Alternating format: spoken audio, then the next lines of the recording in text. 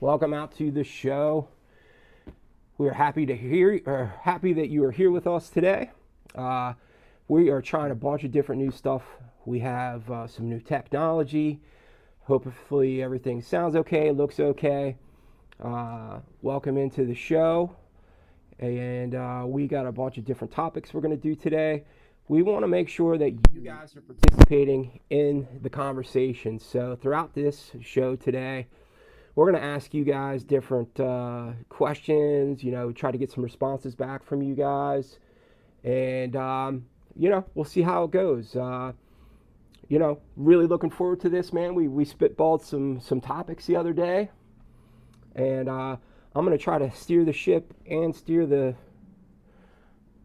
technology, and we'll do the best we can to keep this rolling. So, how was your week, man? It was good. I mean, the new tech we got, the computer's sleek, bro. Like, I know nobody can see it because it's not in frame, but it's, like, super nice.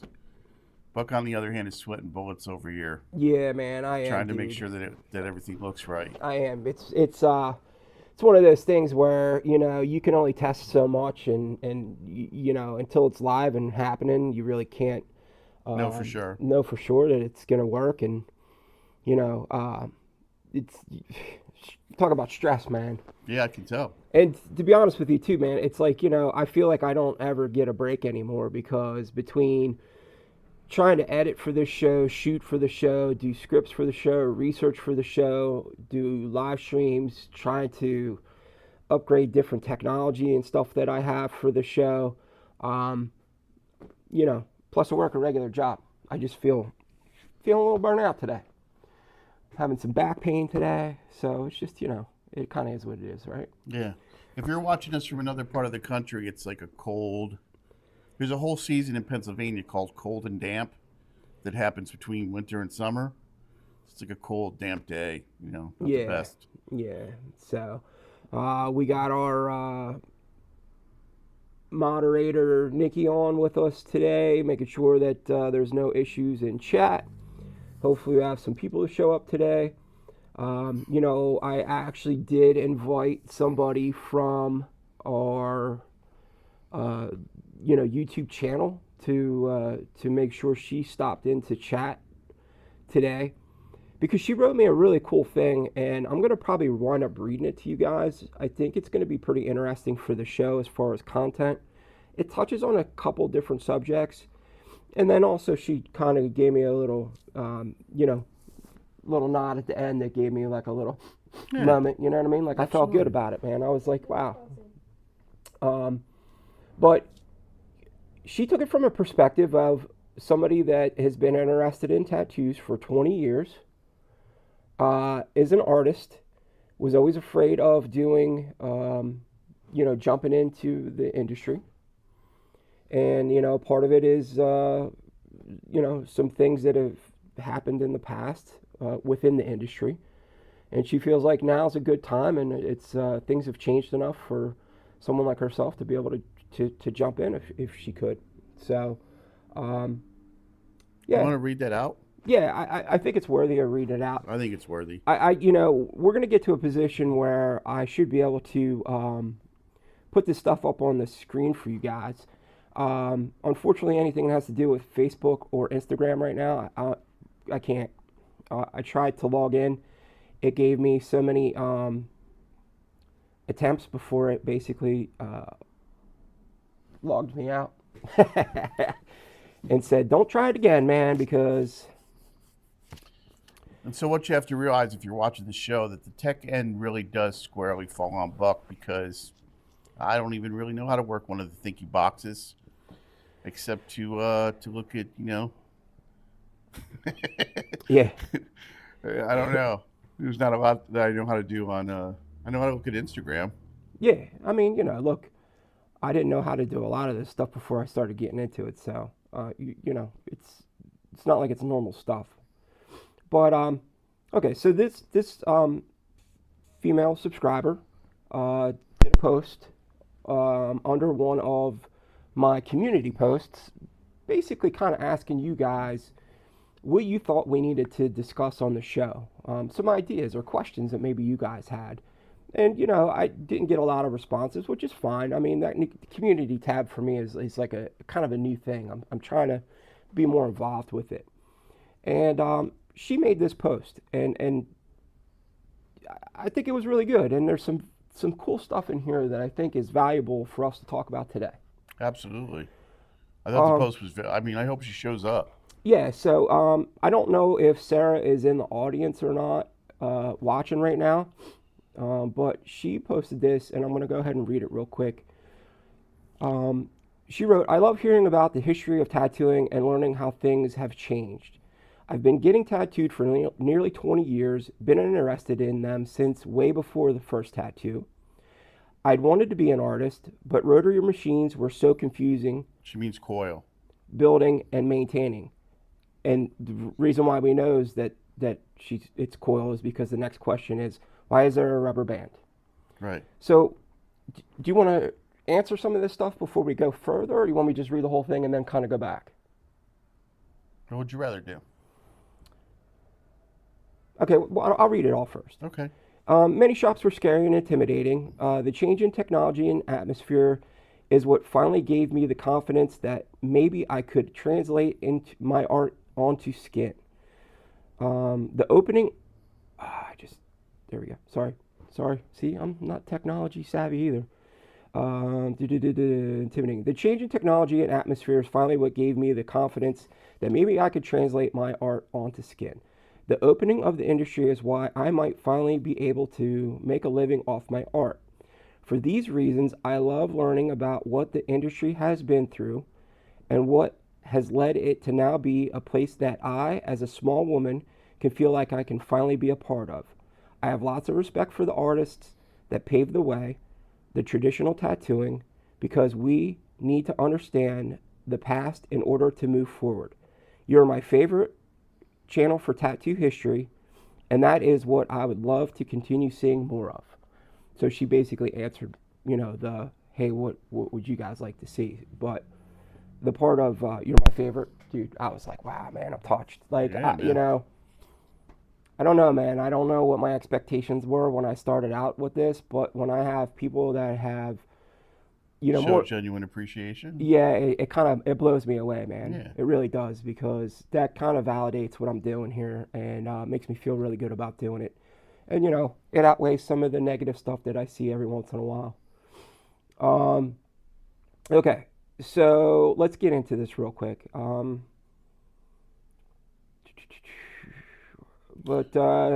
So coil machines are so confusing, building and maintaining. Why is there a rubber band? So, like, the thing about the machines, man, is like, the Spalding brothers used to tattoo in Albany. And if they thought that you were paying too much attention to your tattoo while you were getting tattooed by them, they would turn you around so you couldn't see. Mm-hmm. Like, I mean, people talk about gatekeeping now, but they were jealous of their secrets. Like, nobody was telling anybody anything. I mean, there were some, like, there was the Spalding A to Z book, but even that, that was sold. He sold that book to make money, to sell with his kits, to give people, the idea that they might be able to tattoo. But you weren't going down to the local tattoo shop and saying, hey, man, the machine I bought from wherever, I can't make it work. Right. There wasn't any.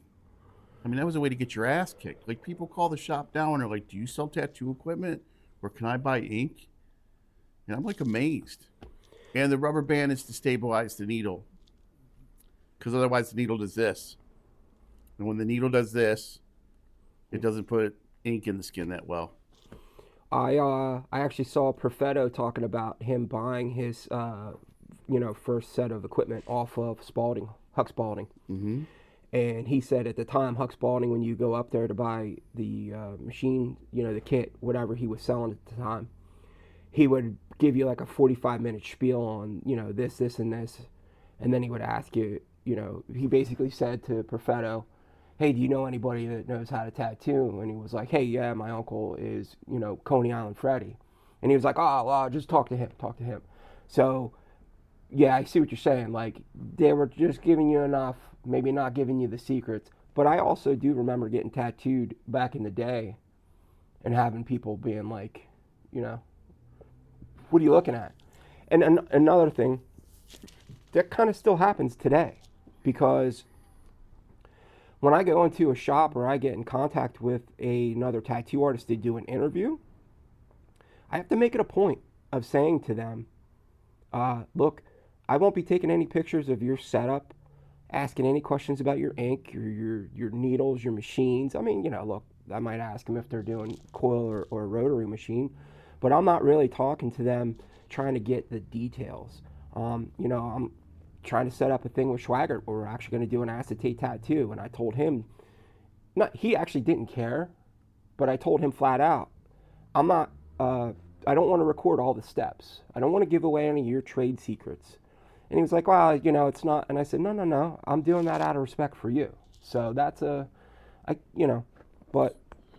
I mean, there was a tattoo convention early on, and another artist, and I don't remember the entirety of the story. Another artist like put out wanted posters for Huck Spalding For selling equipment in the back of the. There used to be a magazine called there was like Easy Rider, and then there was Tattoo Magazine. And Spalding sold machines out of Tattoo Magazine. Yeah. This guy like put out wanted posters to the point where Huck said, if he's coming for me, he better come heavy because I'm fucking armed. Yeah. Like it wasn't, I don't know if it was a joke or wasn't a joke, but there was like real resentment. Hey man, just so you know, Sarah is actually watching. So, hey Sarah. So she is hearing your answers in real time. And so I do understand, Sarah. Like, I mean, I'm not a, what did she say? A small lady? Yeah. So I'm not a small lady. But, Buck and I talk about it sometimes where, I mean, as a kid, they were intimidating places. I mean, they seem like ogres. Yeah, I mean, the first place that I went to get tattooed was, a crazy kind of witch lady. Crazy in a weird kind of, yeah. You know what I mean? Like she was a little nutty, I think. But after that, it was biker shops, and there were times where you'd walk into those shops sometimes, man, and you would really be holding on to your P's and Q's because you were like, man, I don't want to get fucking thumped. I don't want to get thumped, yeah. And to be honest with you, Sarah, that we've actually talked about this a couple times, in the past couple live streams. Justin and I are both kind of in agreement that there, some things that changed are good and some things are bad. I think one of the things that is good is that there's now a place for everyone to go. So whether it's, if you're looking for the biker type of, seedy shop, there's still some of those left. If you're looking for a little bit more spa-esque kind of feel to it with cucumber water and ferns, and that's cool too, man. There's a spot for you. I don't think that this was ever supposed to not be, anti-inclusive environment. It just happened to be that it was the outcasts, outlaw biker type of people that were getting tattoos back in the day.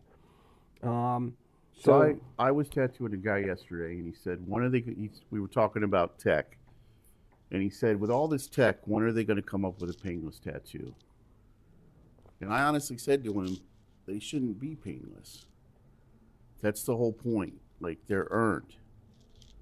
Like you earn, like the difference between me and a guy that's in good shape, right, is that he went into the gym and he earned his physique, right, by the discipline of eating right, lifting weights, and I mean, I earned my tattoos.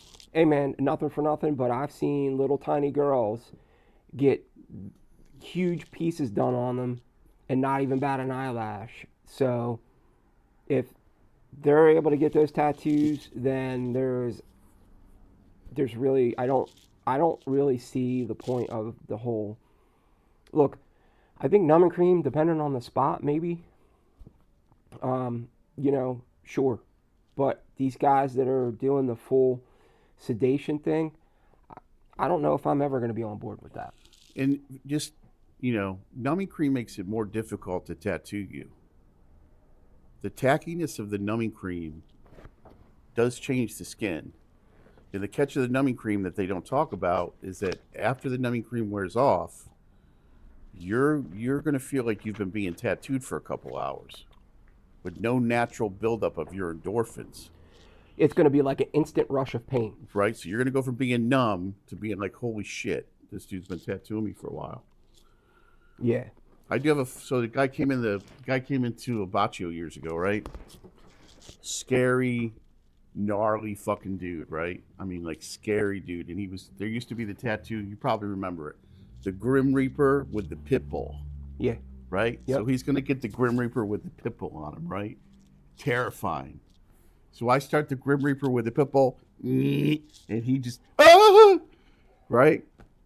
Like, and so, I mean, chops were different then. So after a couple minutes of me not being able to really put a line on him, like, I'm not saying people made fun of him, but it was just people made fun of him because he was just this big, gnarly, scary guy that couldn't take being tattooed at all. It was funny. Nothing for nothing, but El Baccio is, that was a straight up. Yeah. Yeah, like that shop is the type of shop that we were talking about earlier, where you would walk in there and, you were minding your P's and Q's because you were worried about getting thumped. I got a couple tattoos there. Okay. I know a girl that got tattooed there when she was like 17. Just walked in, bulls brass. So, the change in technology and atmosphere, okay, so we just talked about that, and the confidence for you to get into the business and,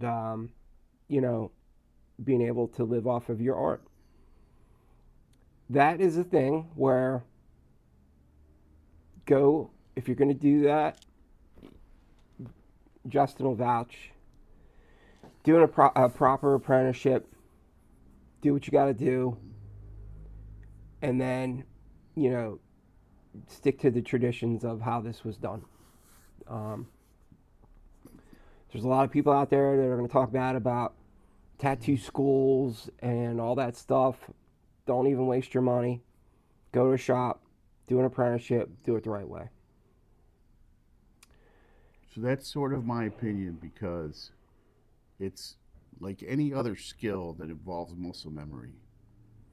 You have to do it on a regular basis.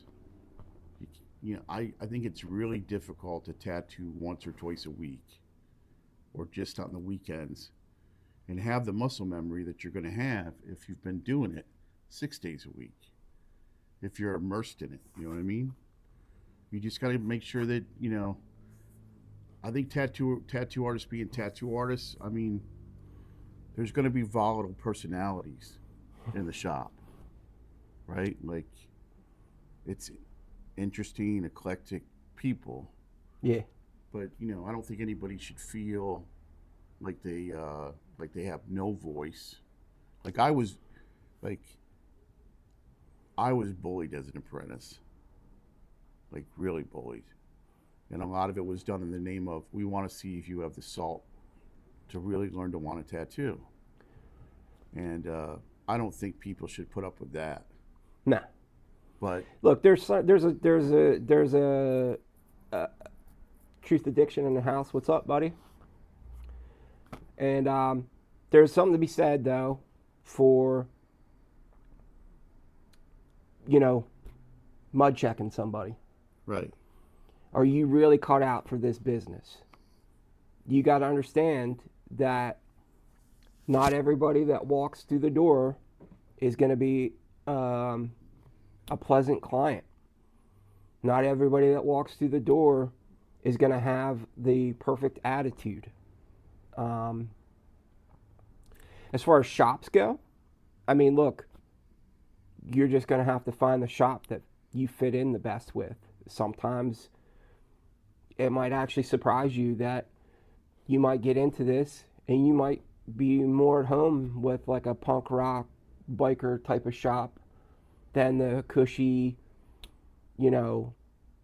shop. And what's really important to remember too, attitudes matter when considering this as a career path is that there is no 401k, there is no health care. You know, my retirement plan was dying young. That was my retirement plan. Because I wasn't thinking at 20 years old about being 60 and having sleep apnea. Wasn't even on my radar. I just wanted to tattoo people. But now that I'm older, you know, and I've adjusted my plan over the years and stuff to make sure that I'm going to be okay. But that's something that you got to consider, man. You know, there's no profit sharing on the other end of this. You know, not a lot of safety.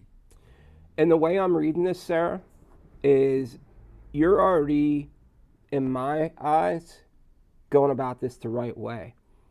Where you actually wrote in here, you have lots of respect for the artists that paved the way for traditional tattooing, and understanding that you need to know the past in order to move forward.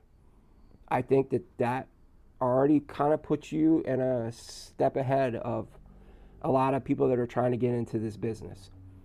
You understanding the, you know, past and the respect for the traditions is going to go a long way.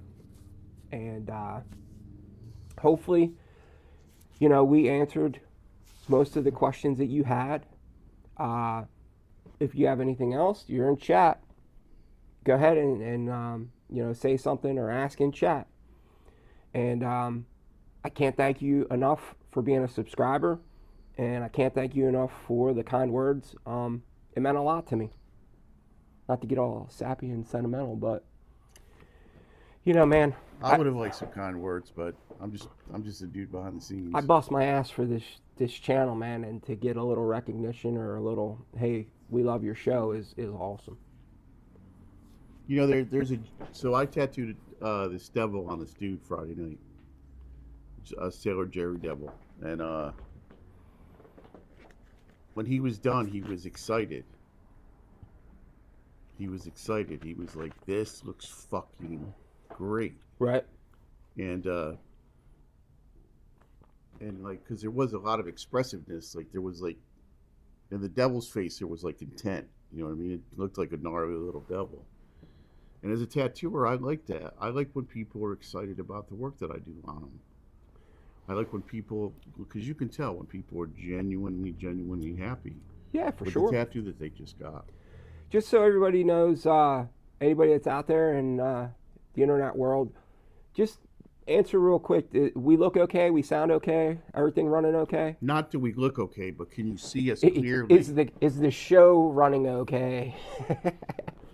Just give us a quick shout out real quick in chat, just to let us know. So Truth Addiction had a question. I want to know, have you ever turned down a client either because it was a bad design they wanted, or because where they wanted the tattoo on their body? Yes. Sorry, I had to read around the little emoji thing that's showing up for some reason. Yes. Do you want to explain? So, kid comes in, wants his face tattooed. I'm not doing it. I'm not doing it. You know, no disrespect to him, no disrespect to his ideas, but I'm not going to take responsibility or culpability in the havoc that's going to wreak in his fucking life or her life or their life. I'm not going to do tattoos that are going to end up fucking with somebody. You know what I mean? Like, obviously there's tattoos I won't do because they're going to cause people problems in their lives, and it is on a case-to-case basis. Like, if you're like I can't believe how many times I've said gnarly. I guess it's like the word of the day. Hey, can you turn the light up? If you're like some crusty biker dude that comes in here and wants, you know, that's all tatted out and all like righteous, man, you know, and you want something done on your forehead, I mean, like, you've made your choices and you're on your path to life. Okay. But if you're some kid, no, I'm not gonna fuck with you for that. And people get mad. Like, that's the important point, Buck. Like, people get abrupt. Like, why won't you let me tattoo my boyfriend's name on the side of my neck? Yeah, I mean, you know, there's certain things that it just should not be done. But, you know, I think that that ultimately comes down to the tattoo shops themselves. That you know, so there's going to be guys out there that are going to do it, and there's going to be guys out there that aren't going to do it. So, And that's the other part of it is that just because I also understand that just because I refuse doesn't mean the kid's not going to get his face tattooed. He's going to find somebody sooner or later. You know, I'm just not going to be the one. okay.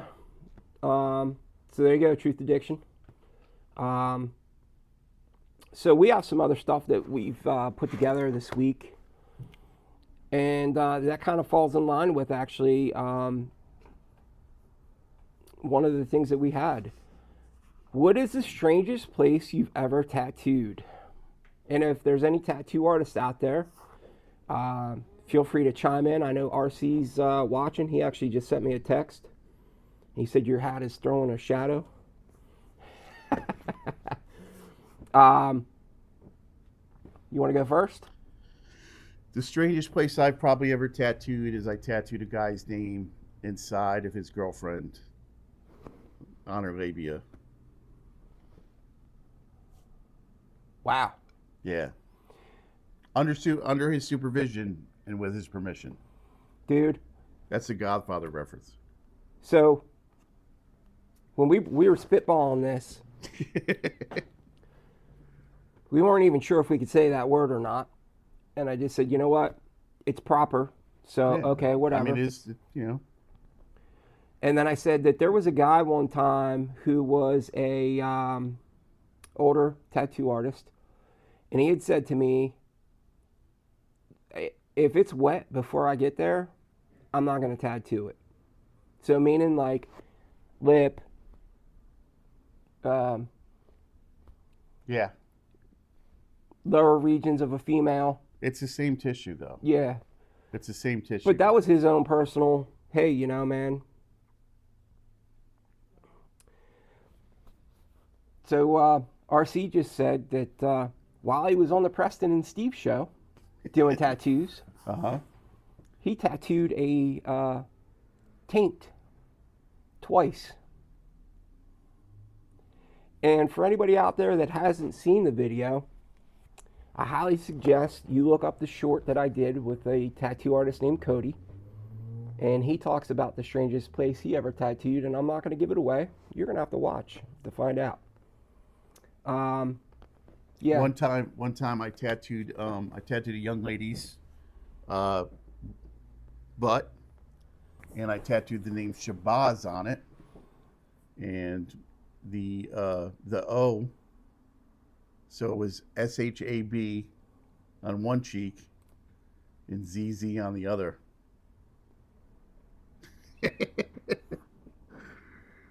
That was funny. I tattooed a Mike Malone monkey on a girl's butt one time that said "spank me." I thought that was an interesting tattoo.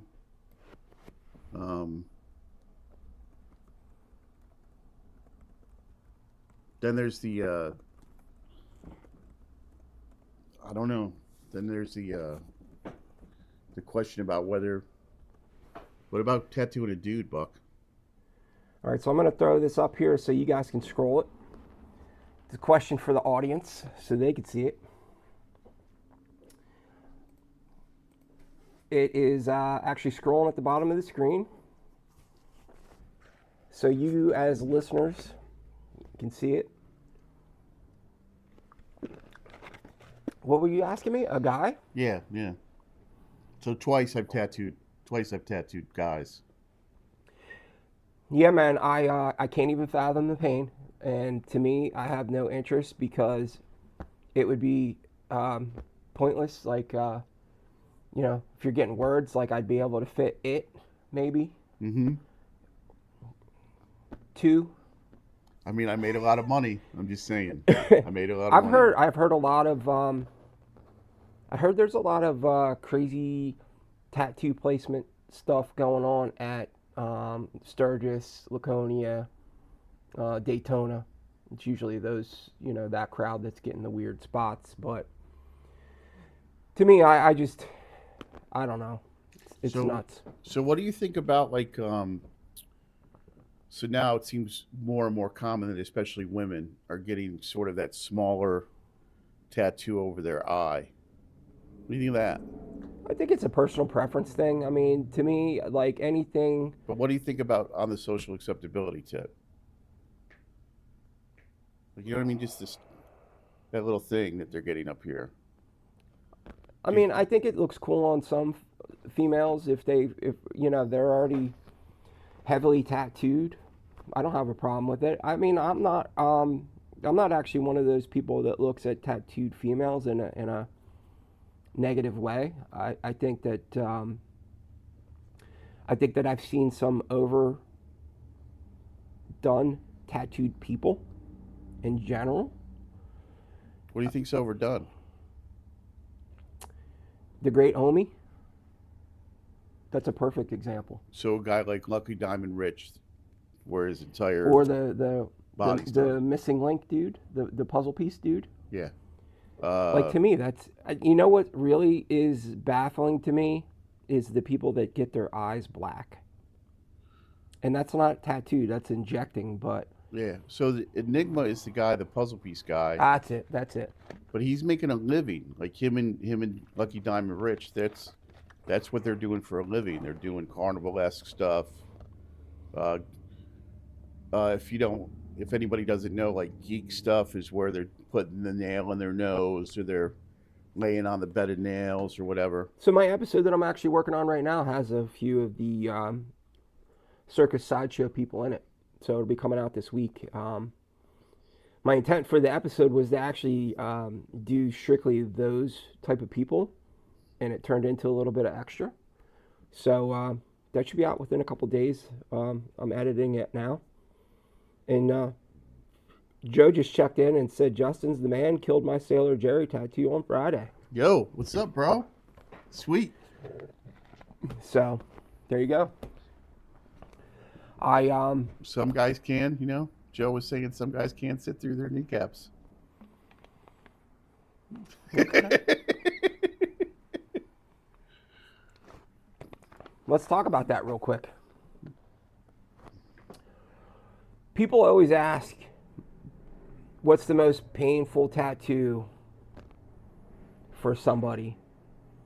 And to be honest with you, I think it depends on the person. I think each individual person has a spot that's different for them.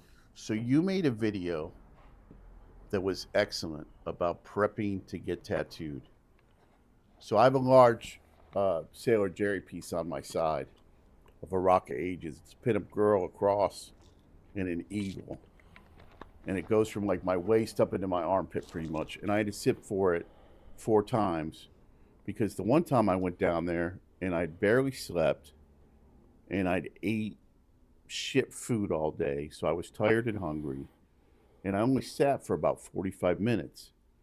Like, I don't think people appreciate like the fact that if you're going to get really tattooed, like, eat a good fucking breakfast. Make sure you get a good night's sleep beforehand. You were saying bring water, bring candy. You know what I mean? Keep your blood sugar up. Yeah, you have to be prepared. Whether it's eating a good meal, getting a good night's sleep, bringing stuff to drink and eat while you're in the session, especially if you're in a long session. I've booked plenty of 5-6 hour sessions, and having snacks and some waters and some sodas is like a saving grace, man. There's a lot of chemical endorphins, whatever, that happen during your tattoo that, especially during a long session where you're having a lot of ups and downs. You got to be prepared for that, man. You start breaking out in sweats, all that stuff, and so I'm older now, and I don't sit like that anymore. Like when I book with my tattooers, I book in 2 hour blocks. I'll pay the extra money at this point because everywhere I've left is super painful, anyways. Because it's all on my torso. So I'll pay the extra fucking money to have the shorter sessions to not hurt as much. So Sarah said she has a tattoo in her armpit and one on the sole of her foot. Ow. And she said I wouldn't get an inner lip tattoo though. She said the pain of the armpit tattoo getting done was nothing compared to the horrible healing process. Yeah, I've always wondered about armpit tattoos because, you know, putting deodorant on. I guess you wouldn't be able to put deodorant on after that for a couple days because you ever get like a crease or a cut in your armpit and you could throw some deodorant on there and that burns? God damn, dude. I mean, I'm a fat guy. I know all about the summertime. Yeah, well, I know all preaching about, to the choir, man. Yeah, I know all about the... Dude, I walk out of the house fucking powdered up like a goddamn munchkin, dude. I know all about July and August. Look, man, I'm Chafing, conscious baby. of being clean, and I'm conscious of making sure I smell good because I don't want to be the fat guy that's walking around smelling like dirty hot dog water and baked beans. That is not me. Yeah. So I would think the movement in the armpit. So you're constantly. So that means that tattoo, as it's healing, is constantly being torn open, and constantly. yeah, I mean, like my elbow or your knee. And Justin's busting my balls because he did a knee tattoo the other day. Obviously, the kid sat through it. Dude sat through it. I said kid, but he's a dude. Yeah, I tapped out after the outline. But it wasn't me tapping out because it was too fucking painful, though. It was me tapping out well, it was painful. But it wasn't that I don't think I could sit through the pain anymore. It was the fact that my kneecap was like moving as he was tattooing, and I'm like, dude, I mean, I got to a point where I was kind of trying to hold my leg down so you could keep going. And, yeah, like I just didn't want to wind up with a wonky tattoo because my knee just kept moving. It was ridiculous, dude. It was involuntary. I mean, and I know I've gotten my wrist done. And when Billy was doing my wrist, my wrist was that was pretty painful for me, actually. And he got down into here where it was like, you know, almost the going into my palm. And the way I was sitting, my arm was like that. And he's got a real long beard. And my fucking hand was involuntarily moving. And he was like, yeah, dude, quit tickling my balls. And I'm like, bro.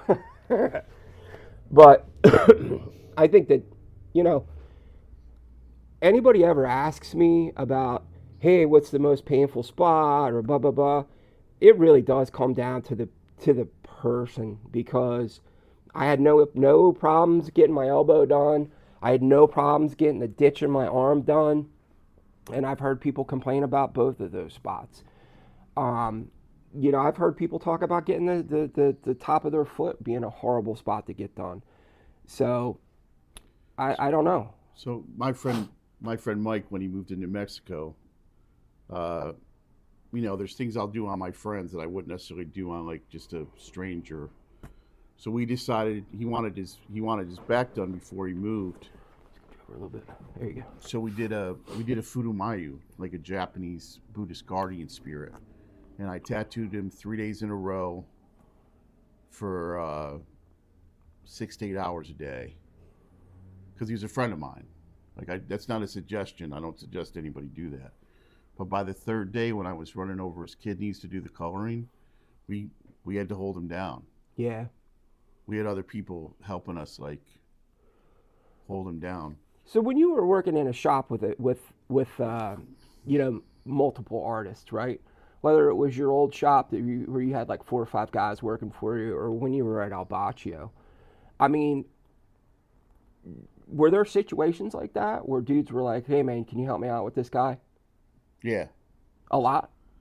So Sometimes, yeah. A lot of times it was helping people stretch because Okay. if you're doing like a stomach or you're doing some certain areas, for the ladies out there, if you're going to get tattooed above your hip or beneath your rib cage, that sucks for the tattooer because there's no way to make that skin taut.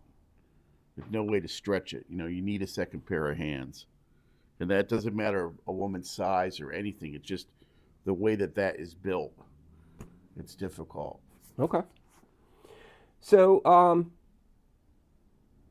one of the other questions that we had was, and I think this is going to be good for any other tattoo artists that are in the audience listening, or hey, just so you guys know, if there's something we asked today and you didn't happen to see this live, you can always put it in the comments. We do go back and check to see, and if we don't answer during the comment in the video, we might actually bring it up the next week. So feel free to throw stuff in there and ask questions or comments or whatever, and we'll get back to that.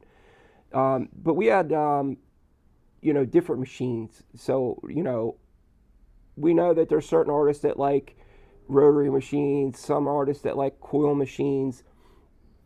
We know there's artists out there that like both for certain things that they do.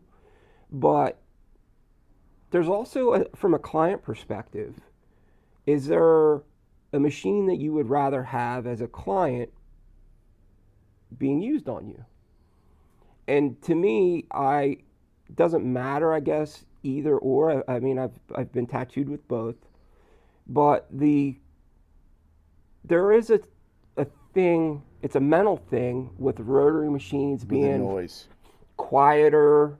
Yep. And maybe a little bit more soothing, to where when you're using a coil machine and you guys are kind of like hitting a spot heavy, and it almost sounds like it's bogging out maybe a little bit, or that might be a bad term, because I think that would mean like I'm saying it that way, but I think if the tattoo artist would hear that and be like, the machine's not set right. But that's not what I mean. It just has a different tone to it. Let's put it that way. I mean, and the funny thing about that is that, when I used to go to tattoo conventions, you would hear different tones from different tattoo machines, booth by booth by booth. There were guys that would run their machines like we used to call it waspy, like zzz, like fast. Yeah. And then there were guys that ran their machines where they clacked. And I mean, I think it's like each person's hand and the way each person is shown to tattoo, it really makes a difference. But the thing about the quietness of the rotaries has been like, I've heard that since the rotaries became big. Hey, before we move on, if you're out there watching right now, make sure you hit the like for us. It'll actually push it out to other people to get more people to join us on our live stream. So if you're out there, please give us a quick thumbs up. It does help us out, and it pushes us out to more people. So maybe we get some more people in here. Yeah, I mean, RC, I don't know if he's still listening or not, but he actually said to me during his interview, when the guys were, starting to use the rotary machines, and he would be in his office or whatever, and he'd be like, "What the hell, man? Why isn't anybody working?" And he would go out there, and everybody's working. And he was like, back in the day, he said it would be the sound of money, because you could hear all the coil machines buzzing away. So, I don't know if I have a preference, but to me, I look at it like, dude, whatever is going to make your job better, easier, that's going to make my tattoo better, have at it. Do what you do, man. So my friend Charlie, he loves the iPad, and Charlie's 40-year tattooer. Yeah. He's a 40-year guy. He's old school, East Coast Charlie. And for years and years and years, working with ink and paper, watercolors. He loves using an iPad in the shop, He doesn't want to die on any kind of hill. You know what I mean? He just loves the ease of it. Yeah. You know what I mean? And then you said that when you went to see Lal Hardy. Lal Hardy? Yes, That guy.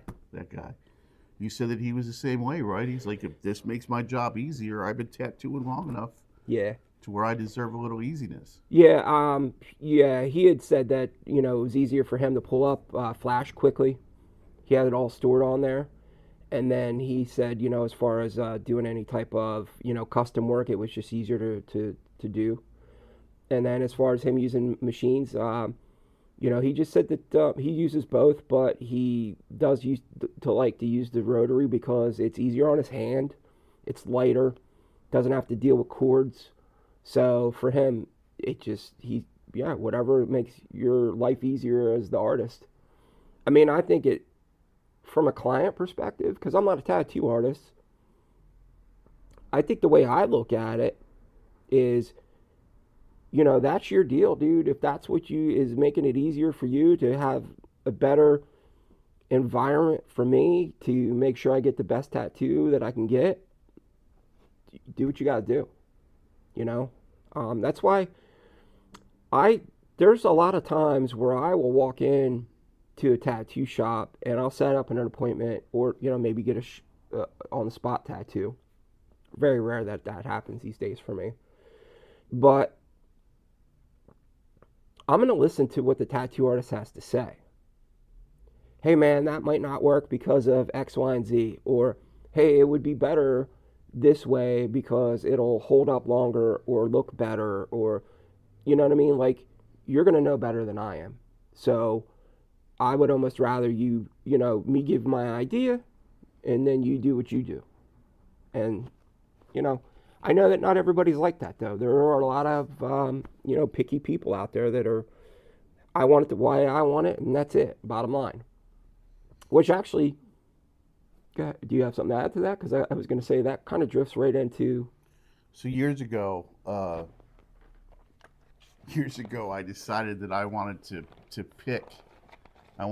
Before I started tattooing, I was 16. I was probably 17 or 18 years old, and I pinned what I thought was leopard skin pattern into my arm here, right? Okay. But I was sort of drunk. So it's not really leopard skin pattern. Again, not suggesting you do this, just telling you stories. So it was just outlined with pin, which means that it was there, but it wasn't really there. And the guy that colored it in for me at the shop was a tattooer named Jim. Jim's Tattoo from Seabrook, New Hampshire. I think they're still there. So they're probably going on 50, 60 years now.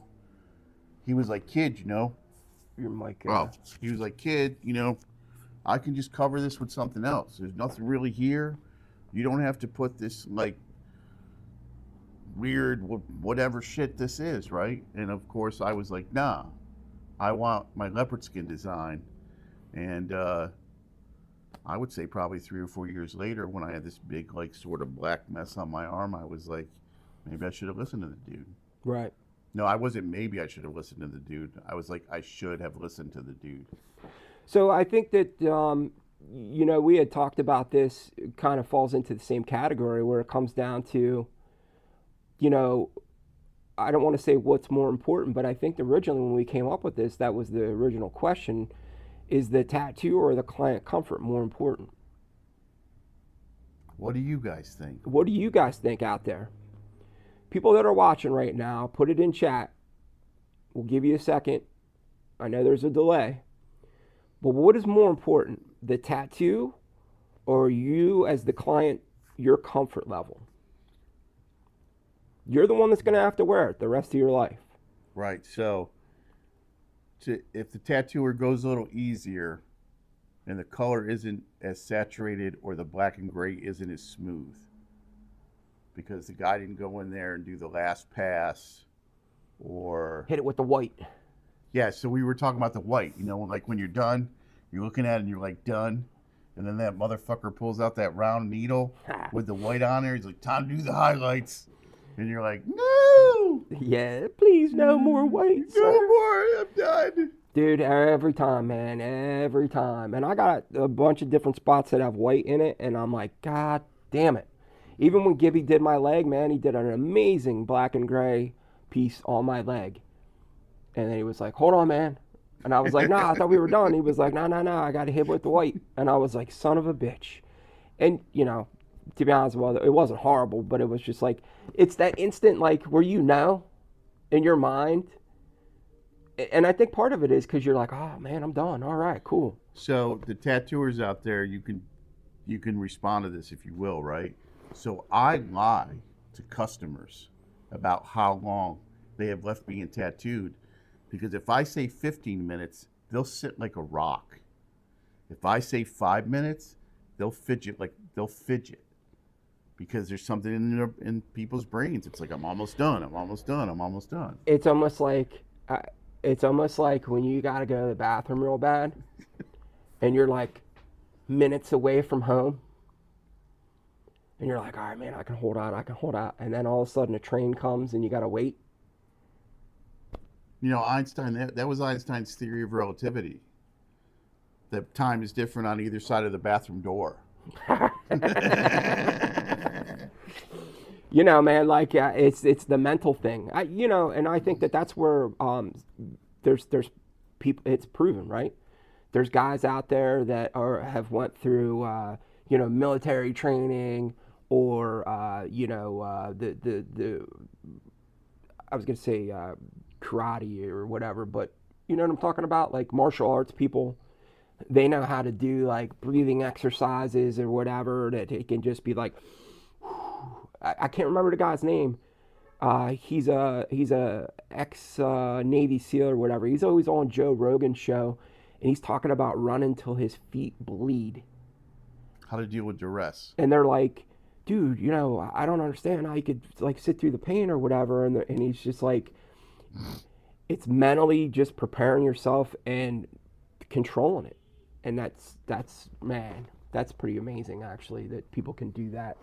So we're running up to the hour, and I want to make sure that we talk about the 2 conventions that are coming up that are I felt like are pretty big. So hopefully technology is going to be in my favor, and we're going to do this real quick and just show you guys. Let me make sure I'm all square on my end. First one we're going to talk about today is going to be the Norfolk Tattoo.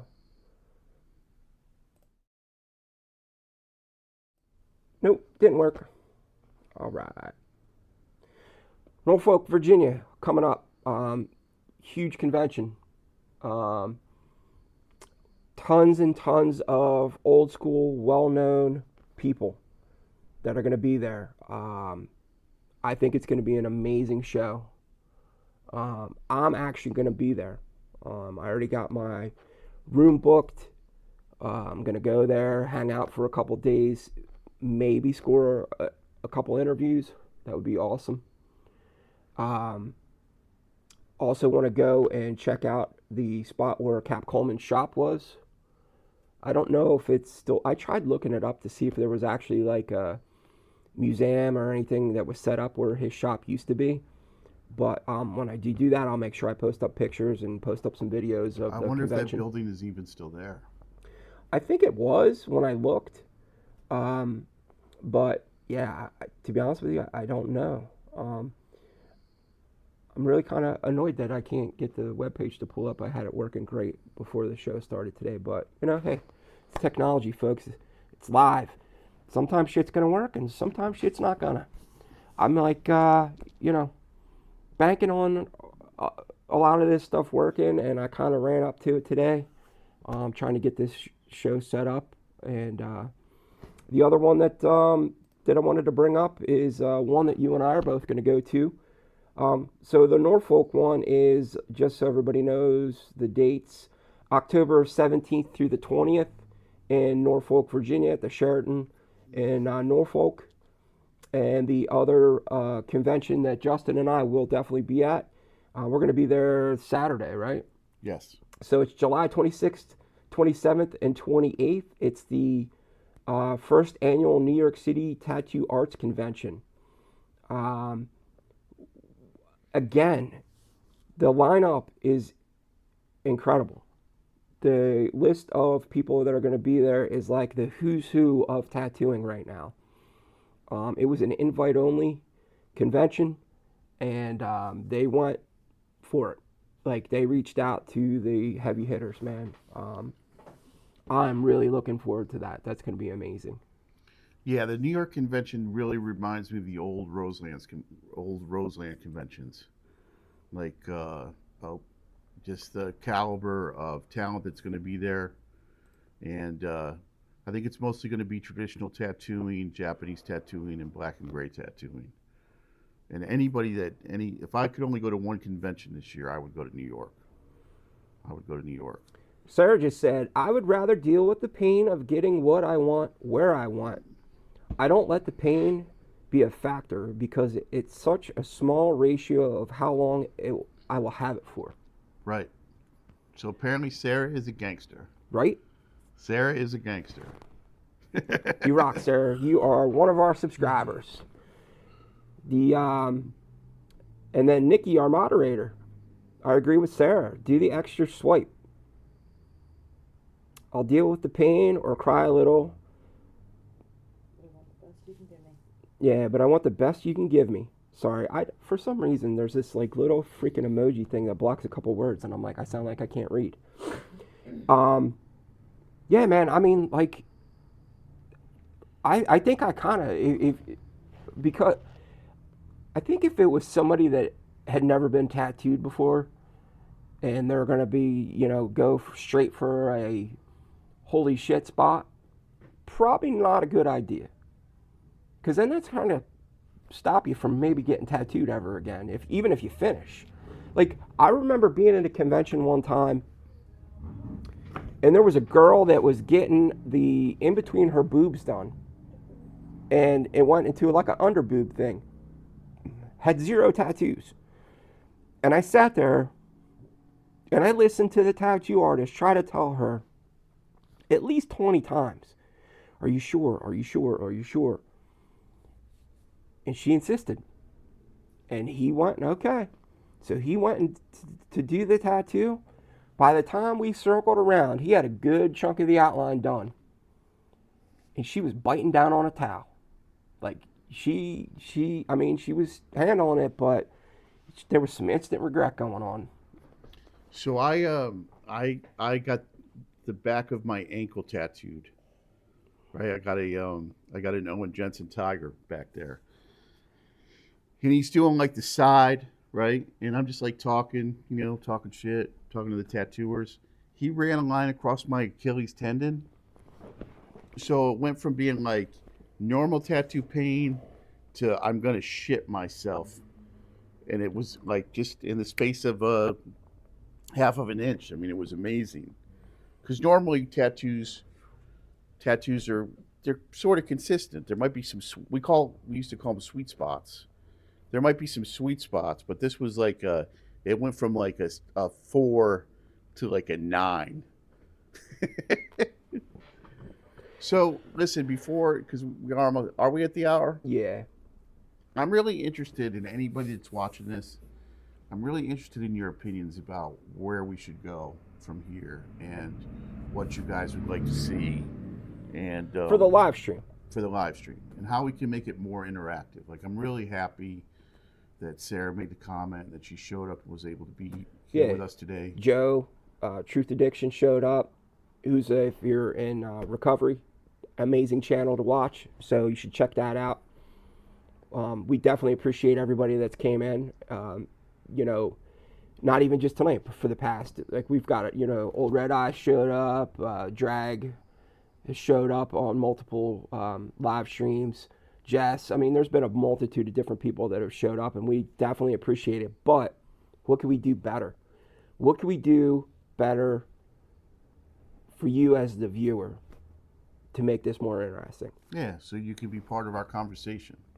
RC, he shows up. Yeah, he does. He said he actually he misses the sound of coils in the studio. He's old school, man. Yeah. I mean, he's been around a long time. We definitely appreciate each and every one of you. I thank you very, very much for being a subscriber to the channel. I can't do this channel without you guys. You're super important. You're just as important as any of the stuff that I do.